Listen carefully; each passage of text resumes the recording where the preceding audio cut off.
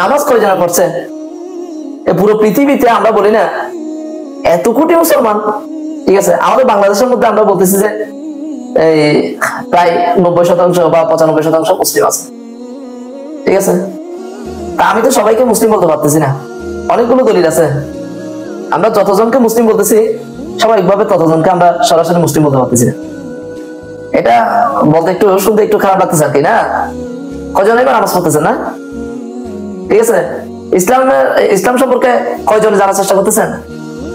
হ্যাঁ, রাসূল পাক সাল্লাল্লাহু আলাইহি ওয়াসাল্লামের পেছনে নামাজ আদায় করছে, রাসূল পাক সাল্লাল্লাহু আলাইহি ওয়াসাল্লামের পেছনে নামাজ আদায় করে সাহাবায়ে কেরামের সাথে একসাথে, আবার ওদিকে গিয়ে রাসূল পাক সাল্লাল্লাহু আলাইহি ওয়াসাল্লামের বিরুদ্ধে ইহুদিদের সাথে বৈঠক করছে অনেক মানুষ। এরাও কিন্তু মুসলমান সেজে বসেছিল। তো এই বাংলাদেশের মধ্যে যে যত শতাংশ আমরা মুসলিম বলতেছি এদের মধ্যে অনেকেই কিন্তু এরকম মুনাফিক আছে, মুসলিম সেজে বসে আছে, ঠিক আছে। এক মুখ দাঁড়িয়ে রাখছে, পাগড়ি পড়তেছে, টুপি পড়তেছে। এই টুপি পাগড়ি আর লিবাস দেখে কিন্তু অনেকে আমরা অনেক ব্যক্তিকে মুসলিম বলতেছি। তাদের মধ্যে সবাই না, যারা ভালো আছে তারা তো ভালো, যারা মুসলিম আছে তারা তো মুসলিম, কিন্তু অনেক মুনাফিক কিন্তু ওই এক মুখ দাঁড়িয়ে রেখে মুসলমানের মতো করে আর কি সেজে বসে আছে, আলিম সেজে বসে আছে। আজকে মানুষকে গুমরাহ করছে, বিভ্রান্ত করছে ধর্ম সম্পর্কে।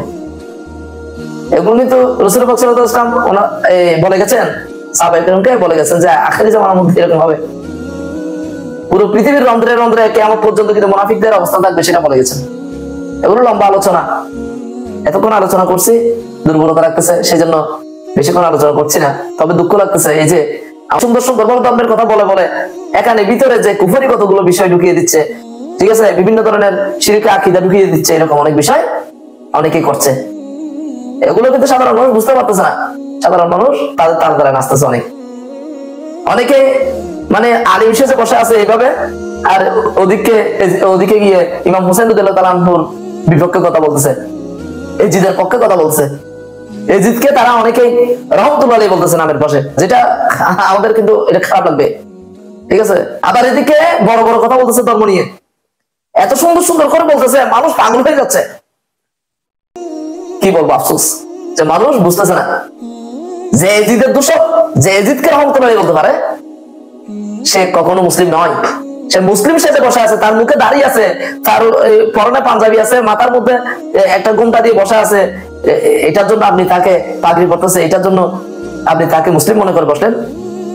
হ্যাঁ, এইদের কারণে প্রকৃত মুসলমানদের কথা কিন্তু অনেকে শুনতেছে না। যাও, এগুলো দুঃখজনক বিষয়, বিষয়টা আলোচনা করব।